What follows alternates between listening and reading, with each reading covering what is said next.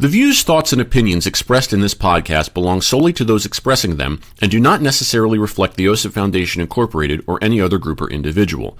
This podcast may contain dialogue or subject material that could be considered for mature audiences only. All aspects of how you play the game and the OSIP Foundation Incorporated are protected by copyright and other state and federal intellectual property laws. Unauthorized use without the express written consent of the OSIP Foundation Incorporated is strictly prohibited. If you're interested in sponsoring How You Play the Game, please email us at podcast@osipfoundation.org. Your sponsorship may be tax deductible.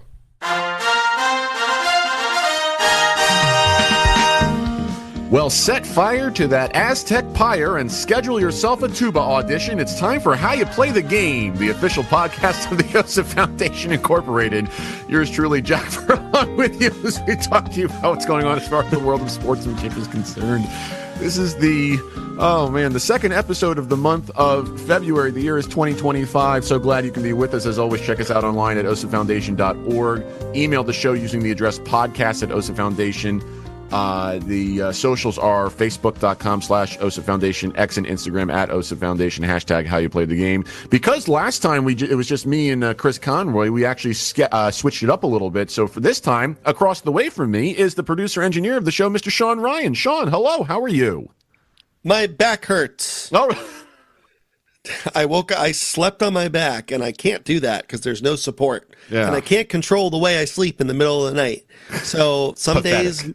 I know. Yeah. So some days my back is fine when I wake up, and some days I can't walk. So, on the last episode with Chris, he mentioned how he doesn't like the fact that he gets up in the morning and the walk from the bed to the bathroom sounds like Rice Krispies. At which point I said, you know, Kellogg's might want to sponsor you when you retire. So, perfect. I'm just looking out for him. That's all. I'm not getting any sponsorships from Kellogg's. No, Kellogg's, no. There are other things I think that will sponsor you. Other companies. Yeah. Okay. Yeah. Well, like like a CPAP company. Yes. You know, I use the CPAP. Or maybe a men's hair balding company that can use you as the "Don't let this happen to you" version. With a black and white, exactly. with the Ghostbusters cross out symbol on my face, and on my head. Yeah, exactly. Oh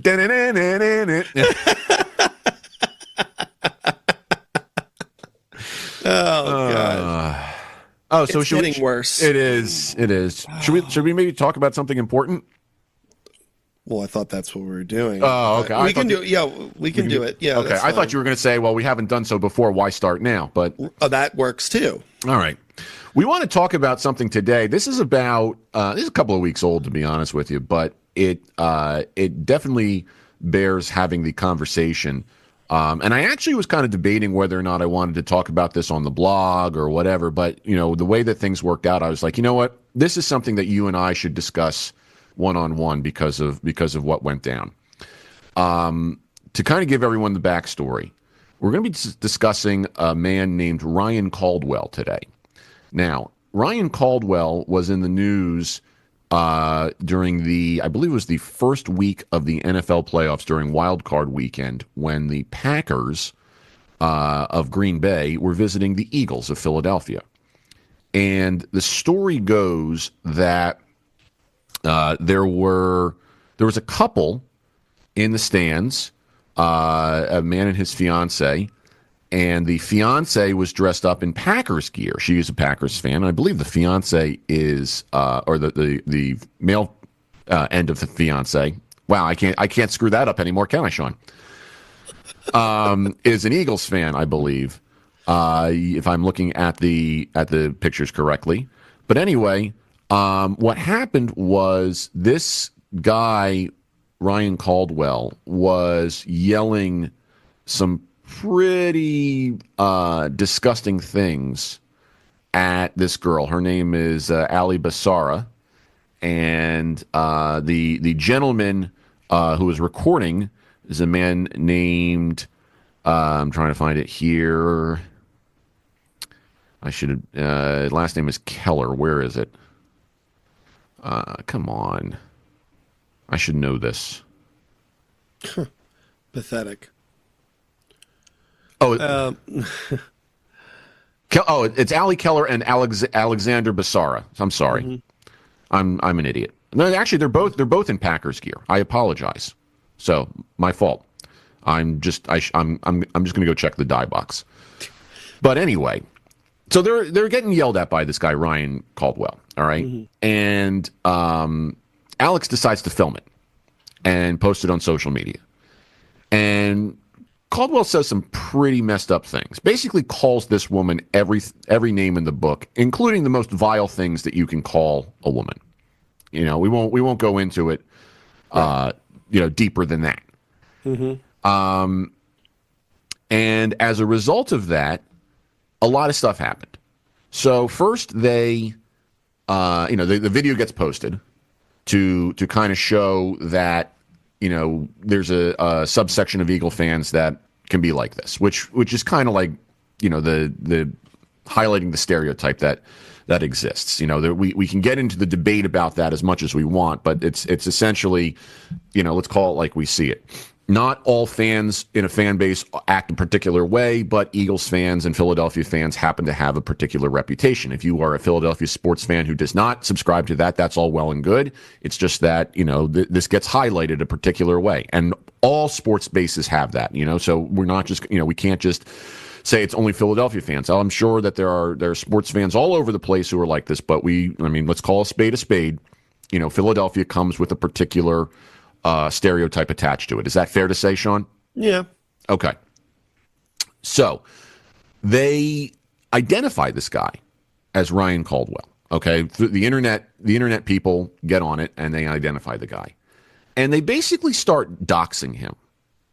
Now, for those of you who don't know what doxing is, we talked about this on a very, very early episode of the podcast where these people go through and basically expose this guy. They find out where he lives. They find out where he works. And they put all of this stuff up online, and they make every bit of his private life public in order to embarrass him and get him to suffer the consequences of his actions. As a result of this stuff happening and him being identified and all of his private information leaked and yada, yada, yada, a series of consequences did come out. So first, the Eagles banned him from the stadium forever. And I believe the NFL did the same for all events. So he's not allowed to go to an NFL event, I think, pretty much ever again. Then they discovered where he works or worked, which is actually at a DEI-focused consulting job. All right? The firm was called BCT Partners, based in East Brunswick, New Jersey. And the company did an investigation and decided to terminate him. And BCT Partners basically came out with the following statement. And what they tried to do in their statement is to condemn his actions without condemning the individual. And their statement says, quote, "In keeping with our company values, which are firmly centered on respect, dignity, and inclusion, we have decided to part company with the employee. This separation is effective immediately.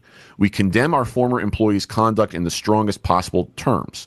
This individual's conduct and language were vile, disgusting, unacceptable, and horrific and have no place in our workplace and society. Such conduct is not who we are and not what we stand for." As an aside, they should not have ended the sentence with a preposition. Right. Now, continuing, it says, quote, "At the same time, again, to be true to our values, we can condemn the actions without condemning the individual. None of us deserve to be remembered for actions taken on our worst day. We have offered grace and support to our former employee." End quote. So they did that, and then finally this dude comes out and gives his own statement. I apologize. There's an additional addendum to the statement from BCT Partners. It says, quote, "We sincerely apologize to the victim for the many ways in which these events already have impacted so many people. We remain committed to gender equity and fostering a culture of respect and dignity for all," end quote. Now, then Caldwell comes out, and his statement says, let's see here. Quote, while attending an NFL game last Sunday to support my beloved Philadelphia Eagles, an incident occurred that I deeply regret. What began as banter with two Packers fans sitting near me escalated to something more serious, and I said things that were unacceptable. In the heat of the moment, I chose unforgiving words to address one of the fans, Ms. Allie Keller. I want to sincerely apologize to Ms. Keller for those words and to my wife, family, and friends, my former employer and colleagues, Packer fans, Eagle fans, the Philadelphia Eagles, the city of Philadelphia, and all who were offended. That said, there are two sides to every story. The video clip circulating online does not reflect the full context of what transpired, and my actions were not without provocation. I will live with this experience, and I am certainly paying a personal price. For those who don't know me, this incident does not reflect my values or the respect I have for others, and is not indicative of the person I am. So with all of that being said, Sean, what's your response? Well, the first thing I want to say is, I guess usually I like to start with generalities, but I'm going to start with specifics. So BCT Partners, in their response to the public about Ryan Caldwell saying we can condemn actions without condemning the individual. Well, they did condemn the individual by firing him. Mm-hmm. So, no, you clearly are. They are hypocritical. They are punishing him for actions that have occurred outside the company. Okay, what Ryan had said was, yeah, vile and disgusting. Yeah. But does that affect the work he does within the company? No. In my opinion, it does not. When did Ryan apologize? Before this all came out, or after? No, his apology, I think, was the last thing that was published.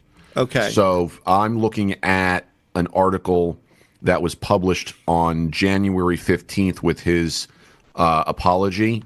Mm-hmm. And the article prior to that had the BCT statement in it was published the day before on January 14th. So that's quite a bit of time. Yeah. So you're looking at about maybe you're probably looking at a day per step, because I think BCT wanted to do their investigation, and then they then they released the comment, and then he apologized. So on average, you're looking at about that. So, I mean, timing is everything, because on one hand, I mean, if he had apologized immediately, it takes... I feel like everything moved a little too quickly. I feel like people need more time to kind of simmer down. First of all, I think we've said this numerous times. Now I'm talking about generalities. We often talk about the reaction to something, and the reaction to the reaction being more consequential than the original offense. And yeah, what he said was hurtful and disgusting and vile, but as he said, there was more to the story. Do we know what that story is? No, not specifically, but I would assume that the Packers fans had something to say to him as well. Maybe not to the degree that he, said things back to them, but things escalate and get out of hand quickly. And I think had he apologized, I think everyone needed a little bit more time. I think he needed a couple days. What should have happened was, I think BCT maybe should have waited a little bit, maybe did a little bit more investigating.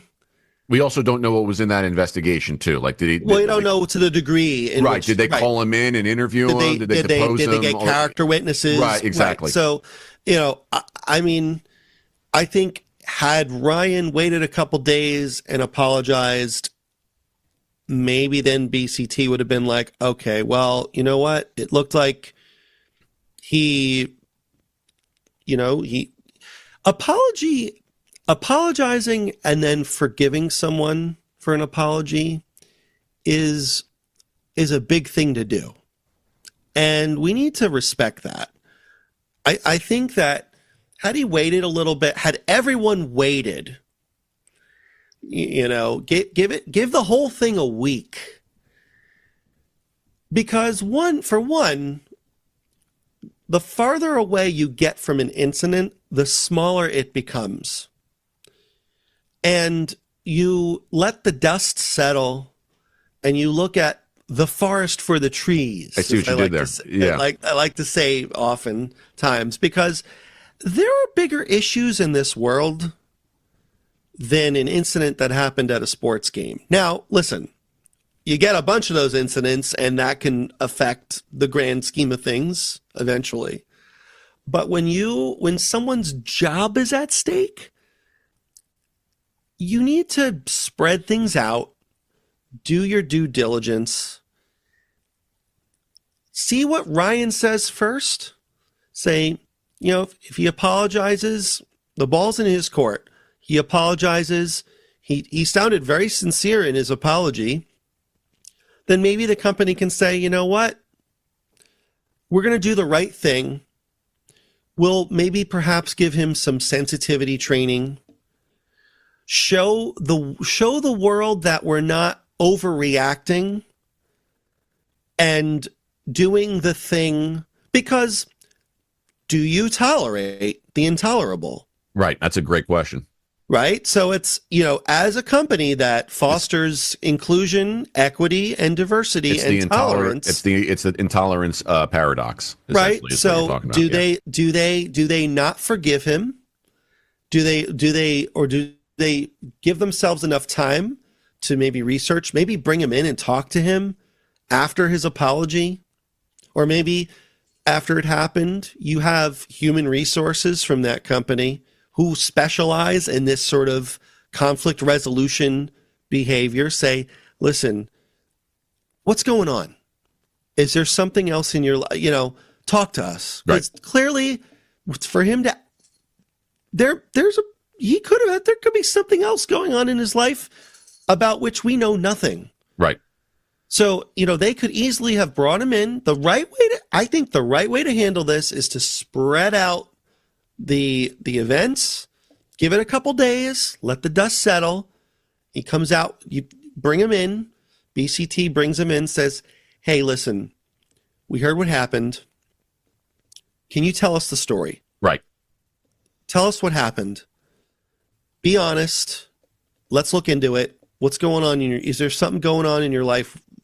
We want to help you. Right. Instead of immediately canning him, showing how intolerant you are of someone because of something that happened outside the jurisdiction of your company. And I get it. You know what? You're always on stage, that sort of thing. Okay. Yeah. What your actions can have consequences. What you say has consequences. But you know what? We live in a world that's so sensationalizing, makes a mountain out of a molehill out of everything. It's going to be another couple weeks before something else comes up. Right. And this is going to be forgotten. Already is, because, right. When we were researching for this, everything was 3 weeks old. Right. So, I guess it's our fault for bringing it up again. Yeah. We're throwing a flag. We're for part of the that problem. 3 weeks ago, right? Yeah. But what I'm saying is that 9 times out of 10, 9.9 times out of 10, these things blow over. Yeah. People forget about them, and we just go on with our daily lives. It could be handled internally. Say, hey, listen, what's going on? Talk to us. What can we do to make this right? Because we want to, obviously, sensitivity training, go to a seminar, maybe anger management, instead of just completely erasing his job, terminating him, they should be working with him. So I think BCT handled it the complete wrong way. I think that they came out the day after. I think. Hold on, was a couple days. A couple look days at the calendar after. real quick here. Okay, so the incident happened on, it looks like, a Sunday. Okay. So everything went down on a Monday, and then on the Tuesday is when they announced that they canned him, and then on the Wednesday is when he responded. Too fast. Way too fast. So, like, I think that the people who, so there's several people who are at fault. Obviously, Ryan said some pretty nasty things. He said that in the heat of the moment. He was at a sports event. I'm not excusing it, but it happens. Right. And I think the people on social media who read about this and had this knee-jerk response by doxing him, looking up all his personal information and where he worked and where he lived, then they're no better. Totally agree. Definitely they're no agree better. with that. They are no better than the actions that you're looking up. You're exposing someone's private life for things that were said that don't affect you personally. Like, it's not like he called out the individual who was looking up his private information or and even so, that's none of your business. Yeah. Like, you know, I mean, it's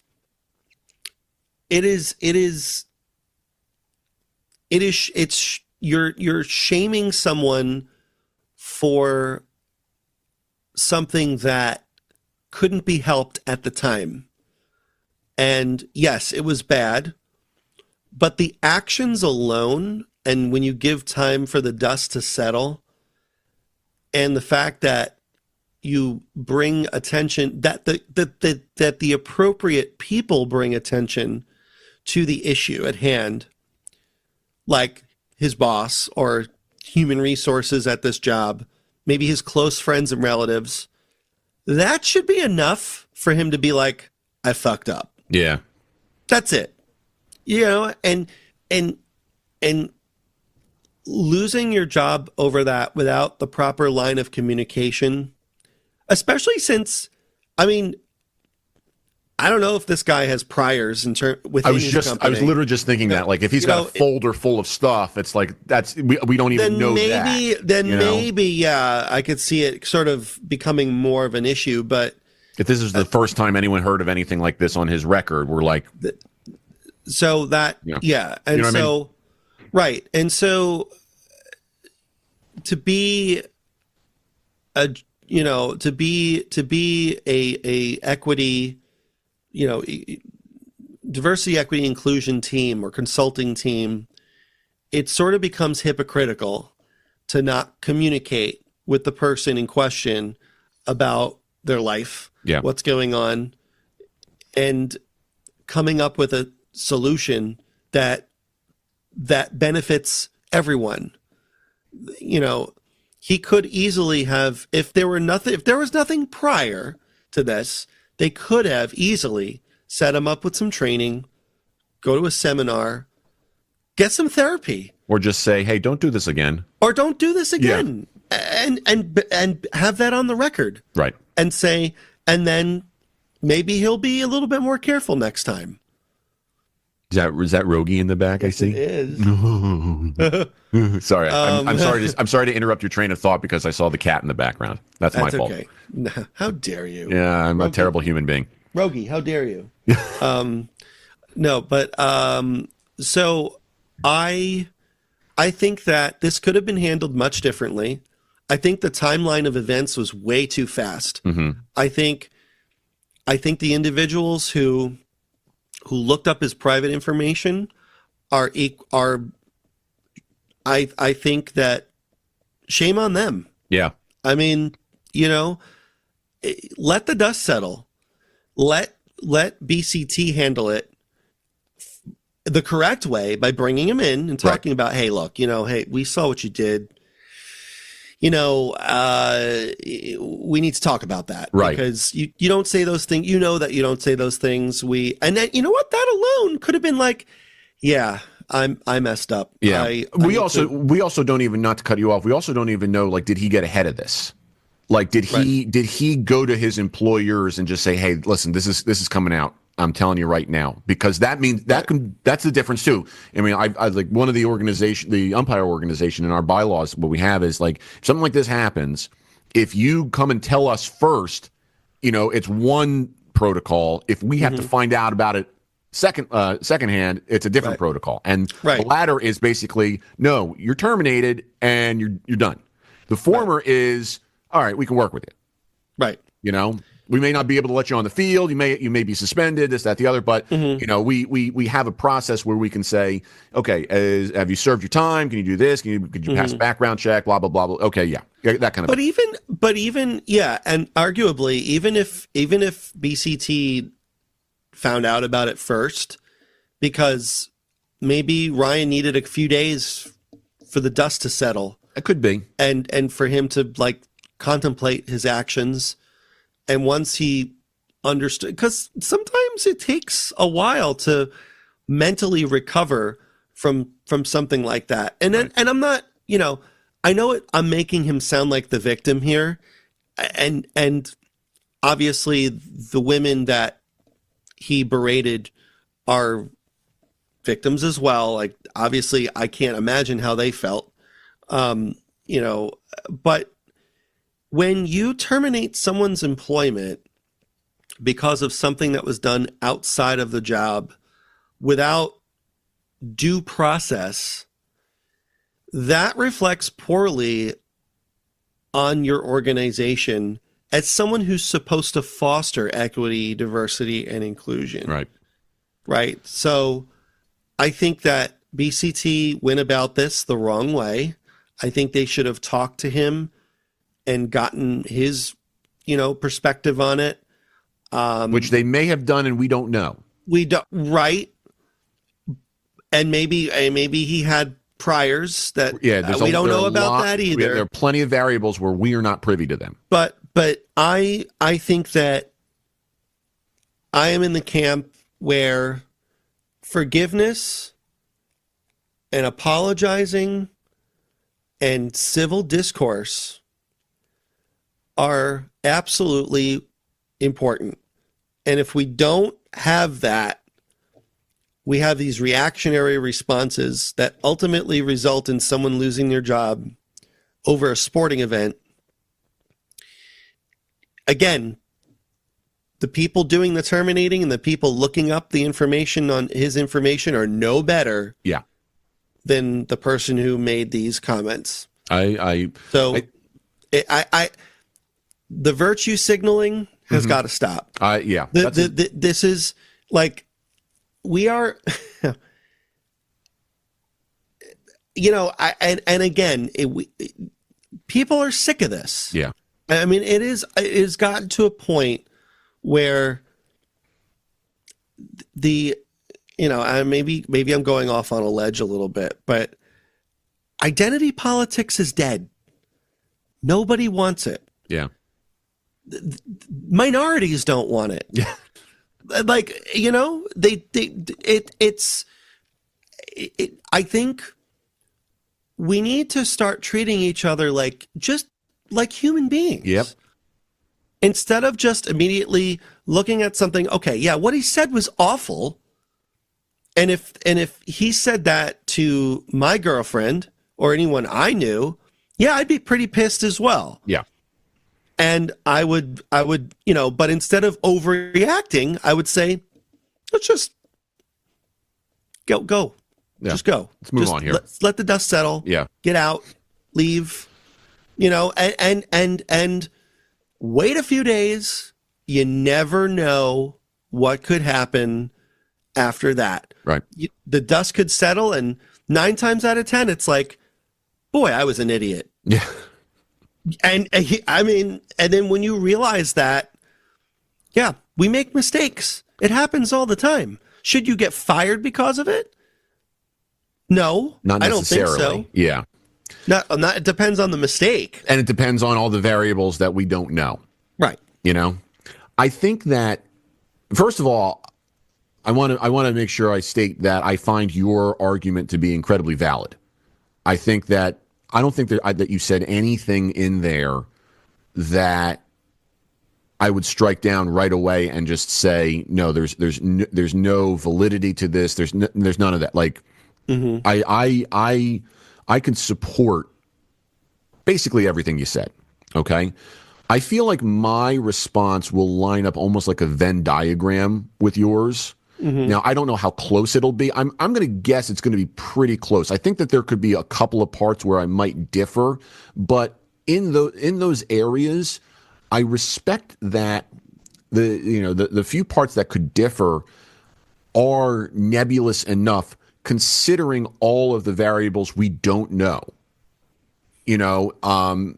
That really I can't make an argument for or against certain things. I can come up with certain opinions based on certain things, and I can certainly find some very important morals here that we should be learning, the whole thing. But I'm gonna go chronologically here, whereas you started with the specifics and then went to the general.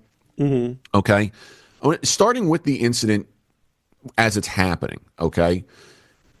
He claimed later that his words were not without provocation. Okay, he was provoked into saying that is what he's saying. Is that the truth? We have no idea. Is his the fact that he responded the way that he did, when he did, do we read into that? There are too many variables here for me to come up with a conclusion here. But what I can tell you is that I think we can agree that he crossed the line. Okay, like he should not have said what he said. Of course. If it started as playful banter and then turned to that, he is at fault for saying that. Okay, he should not have said what he said. Right. Even if it started as play, we've talked about this. We can have playful banter about sports teams and about fandom without it becoming a scorched earth here. In fact, I think there was a case play on this in our book on sportsmanship, where if a Packers fan and an Eagles fan are doing the old good-natured ribbing, that's fine. But then don't let it go beyond that. And if what he said is true, that he was provoked into saying that, come out and say what was said. Okay? Like scream it from the rooftops. Call this other person out and say, here's what let me tell you exactly what happened. And if you can't do that, well then you just add more variables, because now I start to think like, okay, was this dude drunk?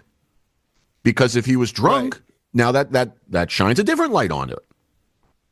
So a lot of stuff here that we, as more layers get peeled back, we're just like, oh my God, what is going on? But I think we can all agree, like, dude, don't do that, especially when the Philadelphia fans have the reputation that they do, and that's not meant to cast a pall on all Philadelphia fans, okay? Right. But practically speaking, you got to know what you got to read the room here.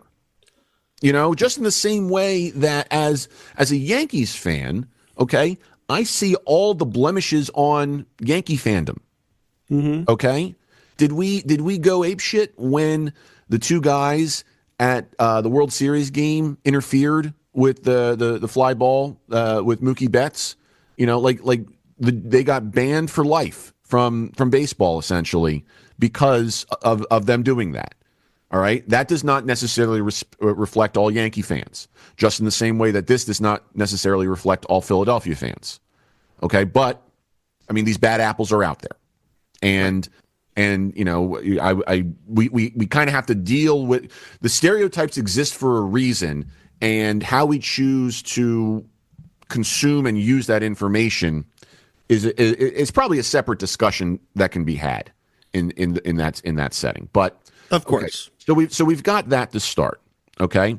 The next part, it gets posted and whatnot. I don't have a problem necessarily, again, without knowing the variables, with the dude posting it to call him out on this stuff. But if the variable of this guy was provoked is true, now he doesn't look as good, because now did he say something that provoked this guy into saying what he said? And now he's catfishing the guy, like he's trying to, like that stuff happens too. That's all. If those variables are what are that is essentially the same thing as when, people prey on other people online in order to get stuff out of them. That is essentially you're catching someone at the wrong moment through no fault of their own. And that's not good. Again, we don't know. We're basing this on the facts that we do have and the assumptions that we could make with the variables. Okay? Next part, the doxing. 100% agree with you. Anyone who doxes like that is no better than anyone else. Right. There's nothing else to say. Okay? Don't, like, if this stuff, as this stuff is happening, like as I was reading about it and whatnot, okay, I was prepared to talk about this, from an OSIP standpoint. What I was not about to do was try and find this guy and make him suffer.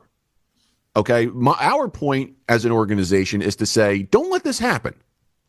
Okay, this can't be happening. Period. Right. Full stop. All right. To dox him over that is completely wrong. Just hard stop right there. Okay? BCT. I think the issue with this comes back to what, an opinion that you and I have shared prior to this, and that is our problem with DEI in general. Okay? Mm-hmm. Like DEI as a philosophy is flawed in ways that we can see what's happening with it now, where companies are abandoning this, the protocols that they had originally put in place as a result of it. Okay, right. We were finally starting to see that, we should be, if we had just followed the golden rule from the start, we would have never gone down this DEI rabbit hole. Yep, it's not rocket science. Okay, right. And from that perspective, the fact that this consulting firm even has to exist makes this even more complicated. Because personally, this is me speaking, not on behalf of you or OSIP or anything. No, I'm not. I'm not paying attention to anything that this company says. I personally don't think that the DEI stuff has any merit from that standpoint. Right. Because I choose to treat people the way I would want to be treated, regardless of race, gender, ethnicity, sexual orientation, disability, or religion. We're all equal human beings. Yep. Okay? And I'm not going to, let any of that other stuff, affect how I decide to choose, how I choose to treat people. Right. Okay? I choose to treat them based on the content of their character. Yep. I mean, not that we want to go down an MLK rabbit hole here, but I would look at, I would wonder if MLK would look at DEI and go, well, this is bullshit. Yeah. Not to use all these acronyms, but not to confuse people. They're just letters, people. I'm sorry. Yeah. Okay. So from that standpoint, right off the bat, it's hard to just look at this and not scratch your head at the irony. Okay. Right. In terms of firing him, I can only commend them so much before all of the other stuff that I just mentioned negates it all. And what I mean by that is, I think that there's validity to the statement, the philosophy of the idea of you can condemn the acts without condemning the individual. Mm-hmm. It's the equivalent of hate the sin, not the sinner. Mm-hmm. Okay. But in terms of the practical application of how this works in the world of business, we start going down a different road. Okay. Right. Because I feel like this is more about capitalism to a particular degree. It reeks a lot of like the equivalent of what happened with Colin Kaepernick, okay, in the NFL, okay? So with Colin Kaepernick kneeling during the national anthem and saying all the things that he said and yada, yada, yada, okay? People are saying, well, why don't the 49ers just cut him or release him or this, that, the other, blah, blah, blah, blah, blah. Well, it came down to the bottom line of the almighty dollar is by keeping Colin Kaepernick on our team, is that affecting our ability to make money? And that's secondary to is he helping us win games? Like those are the things that are that have to be considered here. I feel like from a particular standpoint, the company, regardless if it's a DEI company or not, has to take a look at this and say, okay, are we going to lose money if we don't fire him? And from that perspective, if they feel like they have to fire him in order to save face, in order to not get, a huge loss in income, now I understand why they did it.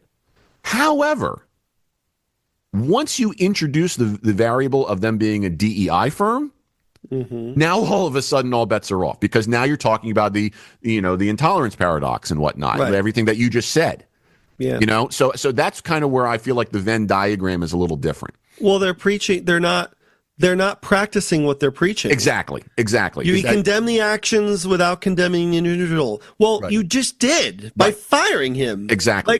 You are completely going against what you just said. Exactly. And that happens because you are a DEI firm. If you're a bank, if you're some company that has absolutely nothing to do with it, let's say you're a small business owner and this is one of your employees and you're finally starting to make it, and all of a sudden now you're losing massive amounts of income because people are boycotting you because you still have them.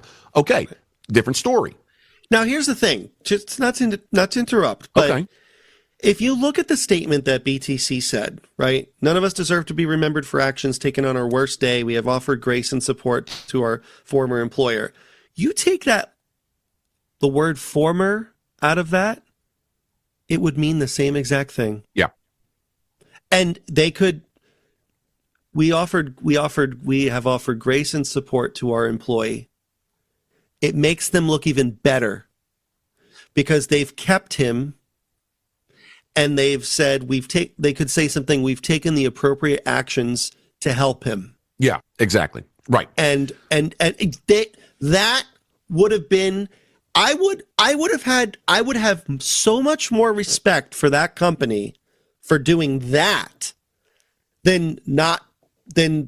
because they're not practicing what they're preaching. You essentially took the words right out of my mouth. It would mean the same exact thing that they said, but they would still have him as an employee. Right. He would have learned. They would have all benefited. And you know what? They probably would have saved money. Yeah. And you know what? And in a few weeks, this would all blow over. Exactly. Everyone would forget about it, and everyone would still be happy. Right. If you literally, to essentially cut your nose to spite your face there, where you as a firm, a DEI firm nonetheless, say, well, we got to can him in order to save face. You're basically not doing your job properly, because the correct response to this is, again, and we don't know the variables, okay, is we got to look at this. It's going to take some time. Like, it took them a day. Okay. Right. That's like you said, like, I understand that one of the things I was writing down here is that I understand that from a legal perspective, a lot of this stuff does take time. There's the factor of when this stuff happens and whatnot is a very, very specific thing that happens within the legal community, yada, yada, yada. Okay. I've got another thought, but go ahead. In this case, if BCT literally had said, all right, look, we're looking into it, we'll get back to you. Okay. And let's just say a week later, they say, okay, look, here's what we did, and anytime press contact them, they can just say, look, the investigation is ongoing. We hope to have this resolved soon, Okay. A week later, you come out and you say, all right, look, we investigated it. we talked to Ryan, we talked to some people, this, that, the other, blah, blah, blah. Okay, look, then we realized that what he did was bad, but in the true form of compassion and understanding and inclusion, we're basically going to say, look, we don't like what he did, but we don't feel like he needs to lose his job over this. And we're going to remedy it, and whether that's, HR talks to him or therapy or whatever the case may be. And we hope that by doing that, that sets a new precedent, a new example of what equity and inclusion really is. Bingo. Now, all of a sudden, boom, you guys just made so much headway. You probably made so much more money. People are probably like, wow, and if people are not going to see that, well, then for all intents and purposes, forgive me for saying this, fuck them. Right. Like that's, right. Then those people become the problem. Right. Okay. Because you just said, you know what? We stand for X and we're going to follow through with X in this situation, but you didn't. Right. Okay. And I don't have a problem with the Eagles and the NFL banning him, okay? Because that's where it happened. I don't like you crossed a line there, and that's the punishment for your actions, okay? Right. To then destroy the dude's life because of that. And again, I can't harp on this enough. We don't have all of the variables, so take that with a grain of salt. And anyone who's listening to this who's unwilling to consider the validity of the arguments and consider the fact that there are so many variables out there that we don't know, where we can't 100% subscribe to a lot of this stuff, maybe you're the problem then. Yep. I hate to say that because I want to be inclusive, okay? Right. But I'm not endorsing or condoning what he did. Being inclusive should be the default. Right. Without all this garbage being jammed down our throats. Now, that being said, let me take a look at this guy. He's very clearly white. Okay. I don't see color because people tell me that I'm white, and I believe them because one time I shopped at an Eddie Bauer outlet. Right. So very clearly. I still have the jacket that I bought too. Oh, cool. Yeah. Yeah. This guy's white. Yeah. They're a DEI firm. Mm-hmm. What if this guy were not white? How would they treat that? And I don't want to bring that up, but look at the rest. Look at the metrics. Look at the room. Did you look at the website of the DEI firm? All black. Oh. Now, that's a different discussion. Okay. Right. What if this guy were not? What if he were a minority? Yeah. Would they have treated this the same exact way? Great question. You can't obviously you can't answer that, but being the kind of company that you are, I don't know. Yeah. You I mean, then that raises a different question. Because, what if this was a Hispanic female? Right. Or a non-binary transgender. Yeah. What if it were any type of marginalized? What if it was a dog who could talk? Right. What if it were Brian Griffin? No, but like. What if it was an amoeba? Right. No, I demand rights and restitution for amoebas. But what I'm saying is that society at large is done with this bullshit. Yeah. We're done with it. It is dead. Identity politics is dead, and we need to bury it.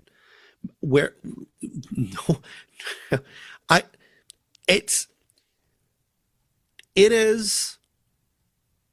If you look at look at the election. Trump has the largest support from the black and from the community, new supporters. Yeah. Right. During the election, that whole election season had the biggest increase in Hispanic and black voters than any other group. Yep.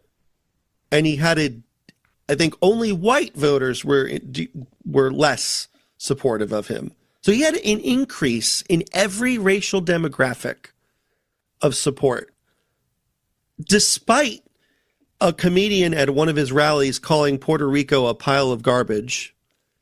And, the left hopped on that like a nuclear bomb went off, and no one cared. Yeah.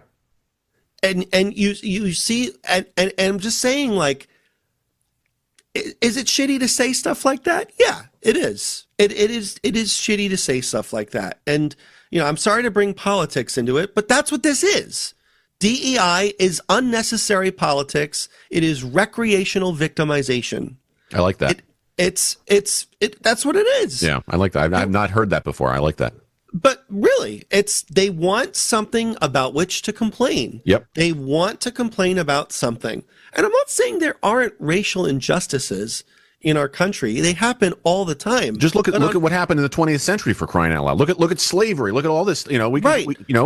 But even today, there are still issues. Yeah. I get that. Totally get that. But by and large, things are better than they once were. And things will continue to gradually get better. But when you introduce stuff like this, where it's like that comedian, I can't remember his name, but he said, like, when you go out of your way to post signs of, like, you welcoming, like our country club proudly welcomes Jewish people, you want to think, it almost makes me think that they don't. Exactly. I promise you that no one is jerked off in the clam chowder. I'm not ordering this clam chowder. I just want to say that no one's jerked off in the clam chowder. Okay? Does that make you feel better? This program is rated M for immature, just so you know. But I'm saying is, no, but if a waiter came over and said, don't worry, no one spat in your food tonight. Right. I just want to let you know. I'm not going to order that. I'm going to leave. Yes. Because you are drawing attention to a problem that doesn't exist. Yep. And when you do that, you're making it worse. It's like that sports writer that wanted to change the name of the Masters golf tournament to the Augusta National. I can't remember, but he wanted to, because the word master is offensive. If the first thing you think about when you hear the word Masters golf tournament is slavery, then you're the problem. Yeah. It's not. When we think of masters, we think of people who are good at something. Yeah. Not people, not people in chains. And again, if that's the first thing you think about, then you need you need help. Yeah. You need to examine yourself. That's what this is. Again, the principles of DEI should be something that we all follow instinctually. But the problem is the way it's executed. When we jam it down people's throats and say stuff like, okay, make sure you do this, make sure you do that. I'm like, well, I shouldn't have to be told to do that. Yeah. And like what you said, treating people with respect. I say this to my students in class. I don't tolerate egos. I don't tolerate people who are jerks to one another. We're here to help each other. Regardless of what your identity is. I don't care. Yeah. I was taught growing up to not see color. I was taught to treat everyone the same. And yes, I get it. We have I shouldn't say I get it, because there are, now I'm taking the extra step here in saying that, I can never truly understand what black people, there is a history of being black in America. I absolutely, that part I understand, but I will never truly understand what they went through. I'm glad the grammar was changed. That's important. Through that which they went. Okay, I will never. Can you say that 3 times fast? No. Okay. I'll never understand that, and I admit that I will never understand that. Okay, and I'm not afraid to admit I will never understand that, because that's I feel like a lot of people want to hear. It's like, you can never truly understand the atrocities that have occurred. But that doesn't mean you can't learn, and that doesn't mean you should punish people today because of things that are out of our control that were said or done hundreds of years ago. That's where I draw the line. Like reparations, who is that for? Who are the identity politics for? Only 3% of the Latin American community identify as Latinx. Mm-hmm. Who is that for? For whom is that? For whom is that? They don't want it. Hispanics don't want Latinx. They don't want that. It's a foolish rebranding of an ethnicity that doesn't need it. Can I? And that's the thing that it is possible to be able to, again, separate, but also accept both parts of the argument, right? On all of this, but again, identity politics is dead. I want to kind of go back to the thing that you talked about when you were talking about the argument of how you'll never be able to understand what the Black community experienced, etc. Mm-hmm. To me, I almost feel like the other side of the coin there, because again, we're going from generality to specifics here. Okay, mm-hmm. So is do we want to go through comparative suffering? Because right. I could make the same argument to say, okay, you know what? You'll never understand me. And that has nothing to do with me being white. That has right. everything to do with what I've experienced in my life. That has mm-hmm. everything to do with my mental health, the right. battles that I've fought, the experiences that I've had. Do yeah. I expect you to understand me? No. Okay, so how deep of a hole do we want to dig here? Right. You know, because we're gonna dig our way to the other end of the earth if we keep going with this. Right. Okay, so this idea of, you know, who has to understand who right. is another infinite loop that will never end. You know, so again, you know, if you want me, you know, I'm trying to think of the best way to say this. If the goal is to have the average person like you and me say we will not be able to understand mm-hmm. what, you know, the Black community experienced, mm-hmm. well then the latter part of that should be, but by the same token, they'll never be able to understand, or anybody will never be able to understand what the individual person experiences other than what they experience themselves. Right. You know, like we can That's fair. We can keep going down this rabbit hole if you want. Okay? Right. I'll gladly accept the former if you accept the latter, kind of a thing. Right. You know? Oh, that's fair. Yeah. You know, and I think that all ties into the whole identity politics thing. Like, you know, it becomes when you paint broad strokes of someone based on their demographic, you are creating situations where you put people into boxes, where you right. check off boxes, and not everyone fits into that cookie cutter mold. So you have to look at the individual. Everyone is different. Every individual is different, not necessarily because of their identity, but because of them as individuals. That being said, I mean, you know, you could say that 100 years ago, things were worse off. Yeah.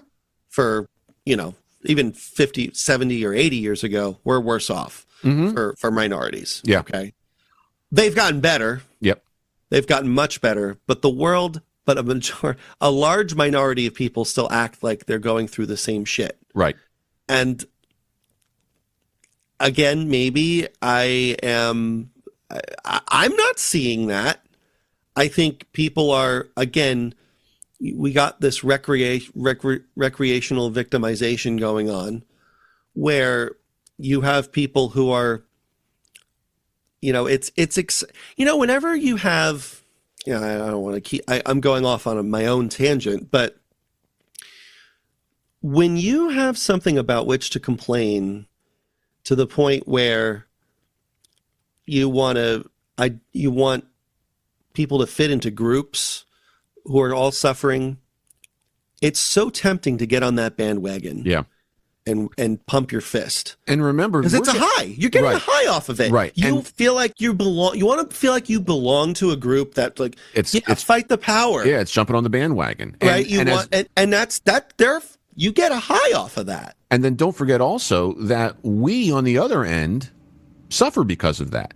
Mm-hmm. So you're talking about how, how the treatment of minorities and how it's improved and yada, yada, yada. Okay. I could make the argument that now it's retribution because now I'm experiencing exactly what they had to experience. Mm-hmm. And two wrongs don't make that right because you're punishing me for that. Right. No, that doesn't work here. Yep. The swinging the pendulum from the far one side to far the other side is not the solution. It's getting it in the middle. Because if I don't get, like, for example, if you're going to claim that X number of years ago, a minority couldn't get a sniff at a job because they were a minority, well, guess what? I'm going through the exact same thing. Right. Okay? Because now I can't get a sniff at a job because I'm white. Mm-hmm. And you're basically you're what you're doing is enacting revenge, and that circles back to the fallacy of the DEI. Yep. Okay, you're saying it's all diversity, equity, and inclusion, except for you people who we don't want to include. Right. And that's not how this works. Right. That's not how any of this works. Yep. And we have a moral obligation to drift to the political center, I think, where the socially political center. Right. Yes. Yes. You know what I mean? Yeah. Where you can accept both sides of an argument and look at both sides and learn from it. Right. But, we need to become ambivalent. Yep. We have to be able to accept that to be able to separate things. And just like this firm says, separate the actions from the individual. I love the music of Richard Wagner. He was a raging anti-Semite, but I loved his music. Okay, maybe he was an asshole, but that doesn't mean we should never listen to his music. Hey, people are still listening to Michael Jackson, and he was a child molester. Hey, okay? Right. What do you want to do here, folks? Yeah. And, hey, look at Martin Luther King. Mm-hmm. Rapist. Yep. He was a womanizer. He was a chauvinist pig. He was he beat his wife. He was involved in a rape. So, but we celebrate him. Yep. We celebrate him for his civil rights and accomplishments and bringing people together, right? That's why we have a holiday commemorating him. We don't call it Women's Safety Day. Like what we did with Christopher Columbus and Indigenous Peoples Day. Right. I mean, Christopher Columbus was a terrible person. He raped and pillaged and killed tens of thousands of indigenous people. And he was a liar. And but all explorers were like this. Yeah. This was the 1400s. Everyone was like this. I could go on forever about that. Who are you and how did you get here? I'm a sailor, and I'm a sailor. But we shouldn't be erasing historical icons like with Woodrow Wilson. Yeah. Like the Woodrow Wilson desk in the governor's mansion. Yeah. Or in Trenton. Yeah. And I think it was Phil Murphy. Yeah. Who got rid of it and changed it to something else or burned it or whatever. I don't know what he did with it. But he got rid of it because he didn't want to be associated with a racist, a Southern Democrat. Yeah. I'm just like, but you have to realize that everyone was like that back then. It's not by today's standards, yes, that's bad. But when you look at like what he did as a president, he led us through World War I. He was for lack of a better word, a hero. Basically, he led us through these difficult times. That's why he was celebrated in the first place. I feel like I could make other arguments against Woodrow Wilson, but it has nothing to do with that. You know what I mean? I mean, he was a bad golfer. Yeah. But then by the same token, remember, Woodrow Wilson is the only person to be governor of New Jersey, president of the United States, and president of Princeton University. Mm-hmm. So by the same token, should people not want to be associated with Princeton University then because Woodrow Wilson was the president there? Right. How far do we want to go with this? Exactly. Where are we going with this, folks? Right. Should we get rid of everything named George Washington because he owned slaves? Like, should we, like, where does it end? Right, exactly. And this is part of DEI. This is part of that whole, critical race theory nonsense. Yep. It's, you can't erase the individuals because of the bad things that if the bad things do not outweigh the good things they have done, it should be status quo. Right. We shouldn't change anything. But if you look at how, like, okay, Hitler, yeah, the bad things outweigh these, no. Punch a Nazi, okay? Fucking I was going to name this episode something about amoebas, and then you just said punch a Nazi, and I'm like, I think that takes the cake. I'm sorry, you fucking no, they're bad. There's absolutely no. But he was a good painter. Well, not really, actually, but. He's a family man. He patronized the arts and the sciences. Well, that makes him great. But, no. I'm going to write this one down. Punch a Nazi. But in Germany, they basically made his bunker into a parking lot. Right. Like, there's a very small plaque that says, this is what this used to be, the Hitler's dying bunker or whatever. Yeah, they're not memorializing him. Exactly. They're trying to, that's for history. That makes sense, okay? Yeah. Because he was one of the worst people ever in history. Had a pretty bad mustache, too. Yeah, really. I felt bad for Charlie Chaplin. Yeah. That's the title. I feel bad for Charlie Chaplin. Empathy for Charlie Chaplin. Yeah. But when you look at people like Martin Luther King, right, and Christopher Columbus, and you look at, Martin Luther King, he was actually could be a pretty shitty person. Yeah. With the way he treated women. And I think he was a homophobe as well. I'm not 100% sure, but, I can't say that for sure, but the way he treated his wife and the women he frequented, and terrible person, but we should look at his accomplishments, right? Christopher Columbus, raped and pillaged hundreds of thousands or tens of thousands of indigenous people. He lied about giving them gold. I mean, he basically did terrible things, okay? A lot of people did terrible things back then, but he also discovered a new land. And I hate to say this, but colonialism, we wouldn't be having this conversation without it. That's true.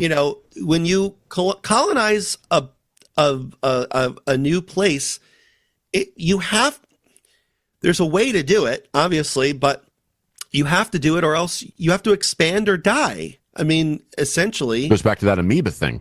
Well, this was, keep in mind, this was after the Black Plague, where African American plague. Right. Where half the European population died, and we needed to explore to gain new resources, or else we were going to collapse.